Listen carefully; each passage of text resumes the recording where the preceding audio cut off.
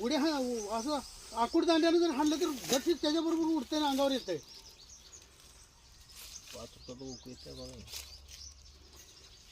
काय तुमचं शूटिंग काढायचं चाललंय. सापाचं टेन्शन घे ना तुम्ही, त्याची शूटिंग काढायचं टेन्शन घ्यायला लागला. हां कसं जनावर आहे बैला.